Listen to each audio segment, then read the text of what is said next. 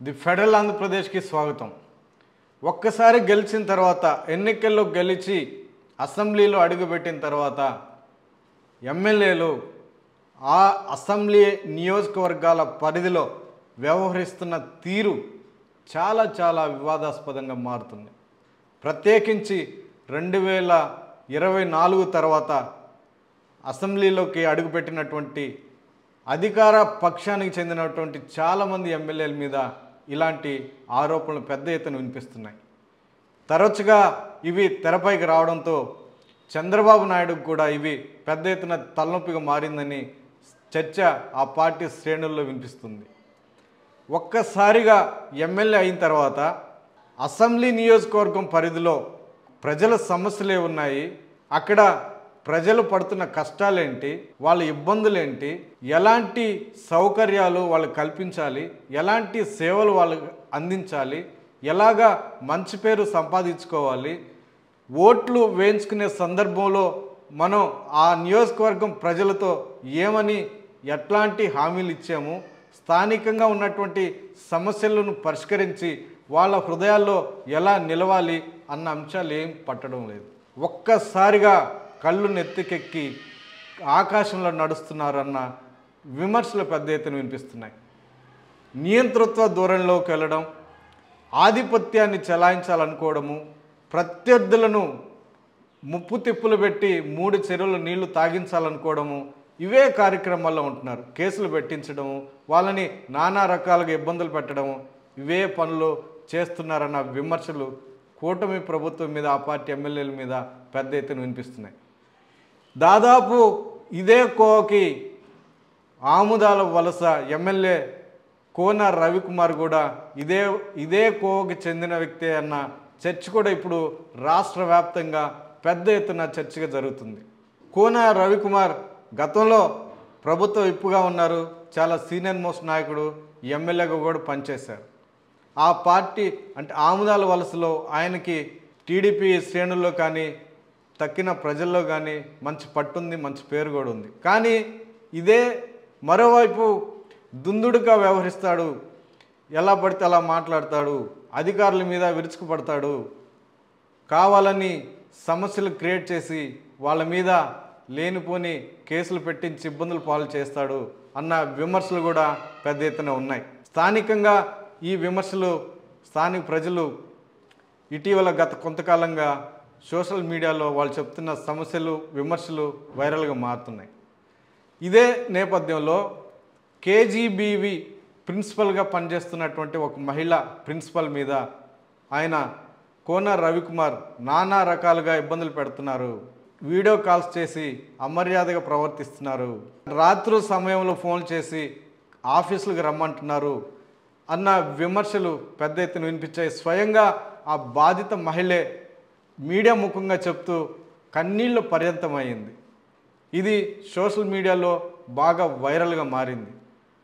MLA నుంచి తాను ఎదుర్కొంటున్న కష్టాలు, తాను పడుతున్న సమస్యలు, తాను పడుతున్న ఇబ్బందులన్నీ చెప్తూ కన్నీళ్లు పెట్టుకుంది. అది చూసే వాళ్ళకి కానీ స్థానికంగా ఉన్న వాళ్ళకి కానీ చాలా బాధ కూడా కలిగే పరిస్థితి కనిపిస్తుంది. సహజంగా ఎవరైనా బాధలు పడకుండా కానీ ఊరకని అంటే సమస్యలేం లేకుండా ఎదుటి వ్యక్తి మీద ఆరోపణలు కానీ విమర్శలు కానీ చేయరు. అందులో మహిళలైతే అస్సలే చేయడానికి ముందుకు రారు. కానీ ఒక మహిళ ఆ విధంగా ధైర్యం చేసి ముందుకొచ్చి ఆమె తను పడుతున్న సమస్యలు చెప్పుకుంటుందంటే అక్కడ ఆ ఎమ్మెల్యే ఆ మహిళా ప్రిన్సిపల్ని ఎంత దారుణంగా ఇబ్బందులు పెడుతున్నారు అన్న విషయం అర్థమవుతుంది. ఆ మహిళా ప్రిన్సిపల్కి సాటి ఉపాధ్యాయ సంఘాలు పెద్ద ఎత్తున మద్దతు పలికాయి. ఎమ్మెల్యే చర్యలు సరైనవి కావు, ఎమ్మెల్యే పెడుతున్న ఇబ్బందులు, సమస్యలు మంచిది కాదు, వీటి మీద గవర్నమెంట్ ప్రభుత్వంలో సీఎం చంద్రబాబు దృష్టి సారించి వీటికి ఈ సమస్యలను పరిష్కరించి న్యాయం చేయాలని పెద్ద ఎత్తున ఆందోళన కూడా చేపట్టారు. అంటే ఎమ్మెల్యే కోన రవికుమార్ మీద ఏ స్థాయిలో విమర్శలు వినిపిస్తున్నాయి అన్నది స్పష్టమవుతుంది. ఈ నేపథ్యంలో ఇది పెరిగి పెద్దది కావడంతో సీఎం చంద్రబాబు దృష్టికి వెళ్ళింది. కోన రవికుమార్కి ఇప్పటికే వార్నింగ్లు ఇచ్చారు. దీని మీద వివరణ ఇవ్వాలని చాలా సీరియస్ అయ్యారన్న చర్చ కూడా ఆ పార్టీ శ్రేణుల్లో వినిపిస్తుంది. విదేశీ పర్యటనలో ఉన్నటువంటి కోన రవికుమార్ సీఎం చంద్రబాబు ఆదేశాల మేరకు హుటాహుటిన ఆంధ్రప్రదేశ్కి వచ్చారని రేపో ఎల్లుండో సీఎంకి వివరణ కూడా ఇచ్చే అవకాశాలు ఉన్నాయన్న చర్చ కూడా వినిపిస్తుంది. ఇది ఒకవైపు అయితే, అనంతపురం అర్బన్ ఎమ్మెల్యే దగ్గుపాటి ప్రసాద్ వ్యవహార శైలి కూడా చాలా పెద్ద ఎత్తున విమర్శలు వెల్లువెత్తుతున్నాయి. జూనియర్ అసలు పార్టీ మీద కానీ, సీఎం చంద్రబాబు నాయుడు మీద కానీ, నారా లోకేష్ మీద కానీ ఏమాత్రం ఎప్పుడు స్పందించినటువంటి, విమర్శలు చేయనటువంటి జూనియర్ ఎన్టీఆర్ మీద ఆయన చేసిన వ్యాఖ్యలు ఇప్పుడు కలకలం రేపుతున్నాయి. దీనికి జూనియర్ ఎన్టీఆర్ అభిమానులు ఇప్పటికే ప్రతిస్పందించారు, ఆందోళన చేపట్టారు, నిరసన కూడా వ్యక్తం చేశారు. జూనియర్ ఎన్టీఆర్ మీద ఇట్లా అసభ్యకరంగా మాట్లాడడం, వాళ్ళ తల్లి గురించి మాట్లాడడం అంతా చాలా బాధ్యతారహితంగా ఉంది, ఈయన మీద చర్యలు తీసుకోవాలి అన్న డిమాండ్ కూడా తెరపైకి వచ్చింది. దీనికి జూనియర్ ఎన్టీఆర్ గారు కూడా ఒక వీడియో రిలీజ్ చేశారు. నేను ఎప్పుడు వివాదాలకు వెళ్ళను, కానీ నా పైన ఇట్లాంటి వ్యాఖ్యలు చేయడం దురదృష్టకరం.